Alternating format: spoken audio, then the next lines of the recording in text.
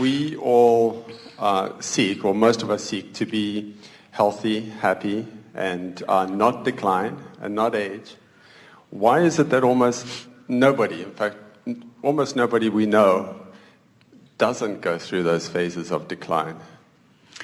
Well, you come understanding that you are not going to remain here, and there is a maturation, evolution process that you accept in all things.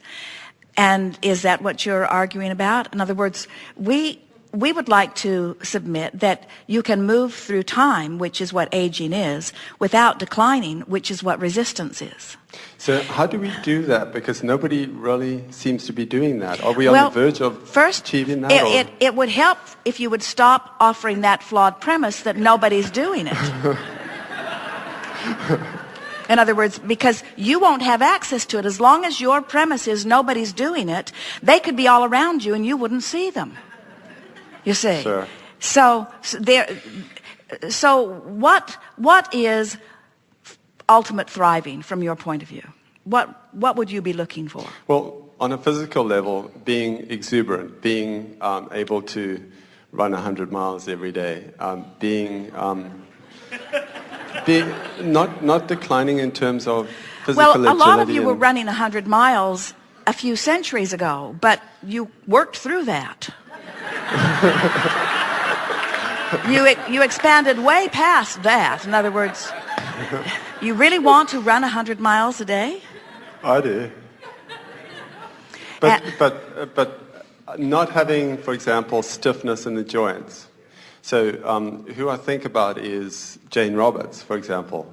She knew about the vibrational escrow. She knew why she was where she was. Why couldn't she change? Why couldn't she move? But you see how that contradicts what you said earlier, and we're really enjoying this conversation when you said, as an individual, it's very easy to do that. Yes.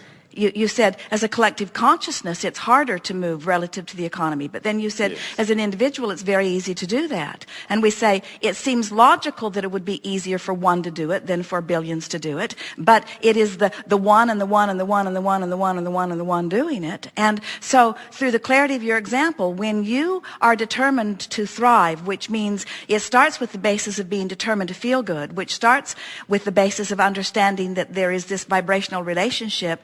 When you consciously, and you could begin at any time of your life, it's wonderful that when the little ones get here, they already know that. That's why their vitality and their expansion is so robust. And the longer you live here, the more most of you find things to fuss and worry about, and so you just layer yourself with these levels of things that you worry about until there's more and more resistance that you pick up. And so it's an interesting thing. This declining process that you're talking about is that life causes you to ask for more, but in the observation of where you are, you don't take the gain. And then because you didn't take the gain, now the absence of it is more acute, which causes you to ask for more. But if you don't move in the direction of it, then the absence of this expansion is more acute. And so what causes the decline is life keeps causing you to expand, but you don't use your mind to take the vibrational expansion. And so the expansion is what is causing the decline. Woo! The expansion is what is well, let's word it more accurately and more fairly. Without the expansion, there could not be decline, because without the expansion, there could not be resistance to the expansion.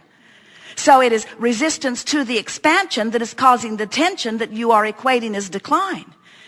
So if you can find a way to ask and stay up with it, and ask and stay up with it, and ask and stay up with it, then you could live long in this physical body. If this time-space reality is inspiring the asking, and you're wise enough to take the vibrational journey into the vortex, then the best analogy is the airplane high in the sky, 500 or 600 miles an hour. You look out the window and it all looks fine. Put that same aircraft on the ground at that speed, and it would be a white knuckle experience, because there's resistance on the ground at that speed that you don't notice when you are flying high. And it's the same sort of thing. It is that you don't want to stop moving fast, but you don't want to move fast here and you summon us through her and she's not in the vicinity of that which we are, oh, you'll hear her fine. But her physical body does not feel good in the process of it. In other words, her body takes a beating if she's not up to speed. And your body only takes so what causes the beating on the body? It's not moving through time. What causes the beating on the body is expansion not allowed, expansion not allowed, expansion not allowed, expansion not allowed. Now you live in a universe that is going to insist on expansion. You can't stop that. So you only have one choice, and that is to keep up with who you are. You're like a two-headed monster. We just want both heads to get going in the same direction, you see. So when you say, I want it, but, or I want to thrive, but the economy isn't going well, or I want to thrive, but the economy isn't going well, and I don't think that one person can make a difference, you can't take back your desire for your own abundance, and you can't take back your desire for your abundance of your world. You've got to find a way of lining up with it. And it might mean ignoring or defying the reality that seems to exist and getting into that vibrational reality. You might have to be temporarily untruthful. You might need to be optimistic without justification for your optimism. You just have to care more about your alignment than you do about anyone's lie detector test, you see.